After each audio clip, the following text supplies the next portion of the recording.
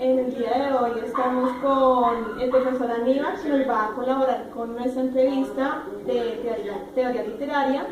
Entonces vamos a empezar, profesor, con unas preguntas muy fáciles y sencillas para que por favor esto pues, nos ayude a responderlas. Y bueno, la primera es, ¿qué cuento recuerda recientemente usted?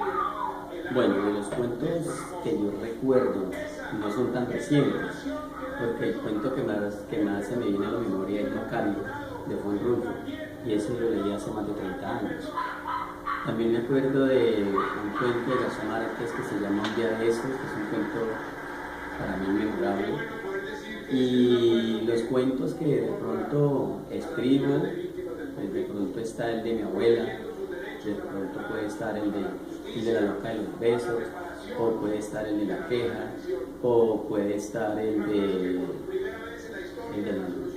diálogo que hay entre el muerto, el esqueleto y el hombre. Entonces son muchos los que yo me ¿Entre esos tiene algún favorito? ¿Sí, alguno?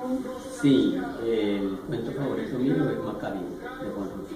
Toda la vida ha sido Macario, porque tal vez me identifico con él. A lo mejor yo soy un Macario que está fuera del cuento. La segunda pregunta es, a la hora de escribir cuento, ¿deja volar su imaginación o se centra más en la realidad?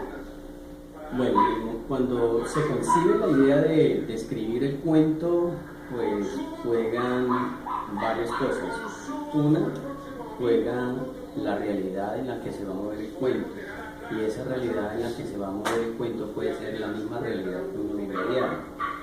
Y otra es la gira alrededor de lo que uno imagina y de lo que uno crea. Entonces está entre lo imaginario y lo real, porque uno tiene un personaje real, de una realidad, pero generalmente lo lleva a la ficción, y a partir de la ficción arma esa realidad que puede ser o no puede ser, o que puede estar o no puede estar. O sea que siempre el cuento debe tener algo de ficción, algo de fantasía. Siempre tiene algo, cosas extraordinarias frente a lo que se está contando, frente a lo que se está diciendo, y depende de lo que desde el punto de vista que se esté diciendo.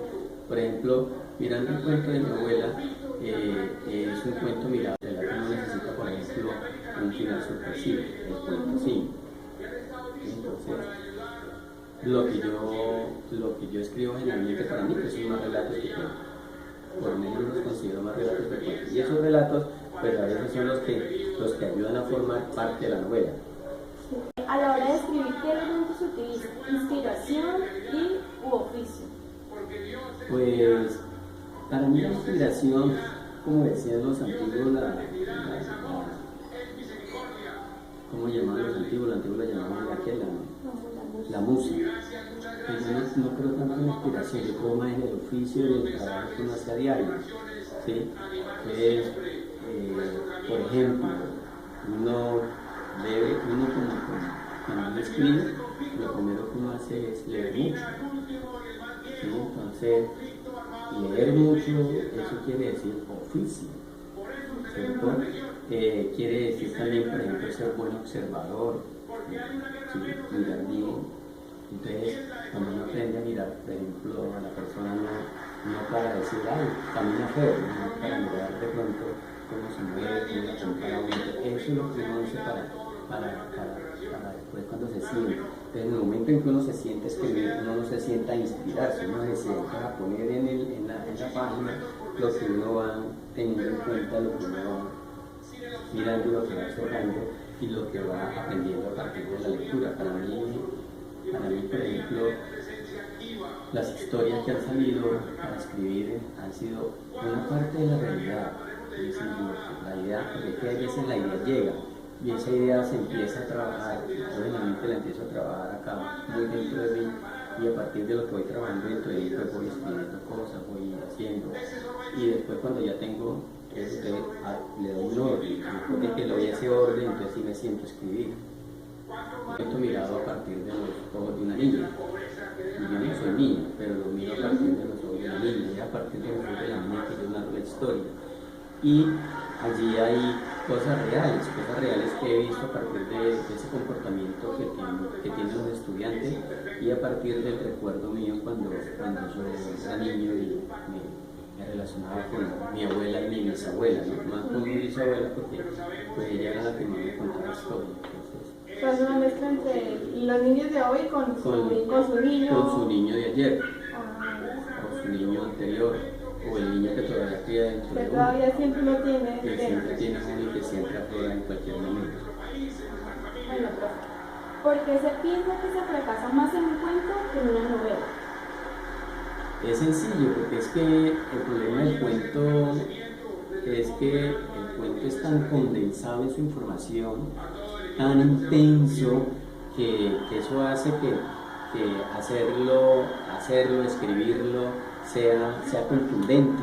Mientras que una novela no, una novela uno tiene la oportunidad de ir alargando y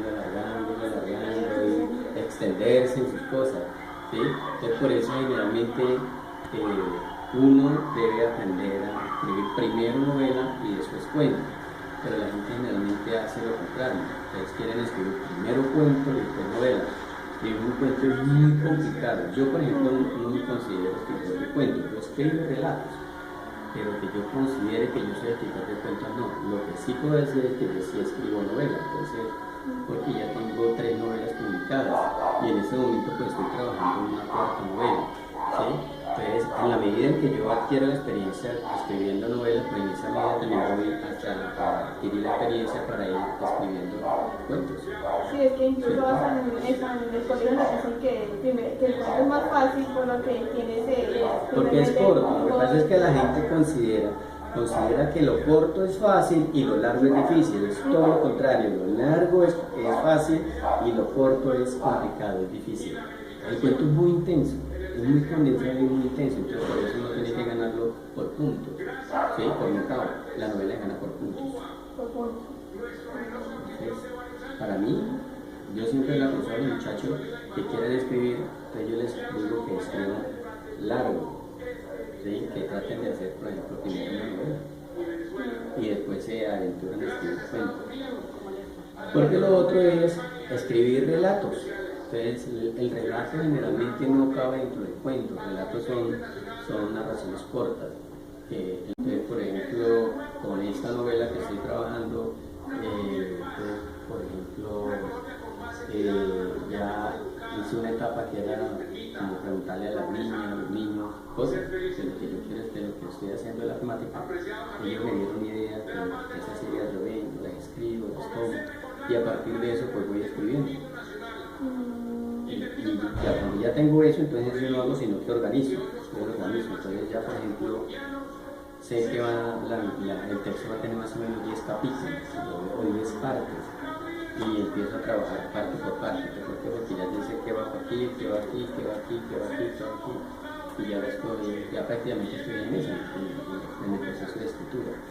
Por eso es que las cosas no, es decir, que la gente diga a veces que uno llega por sí solo y se sienta y de pronto pueden haber muchas cosas así, ¿no?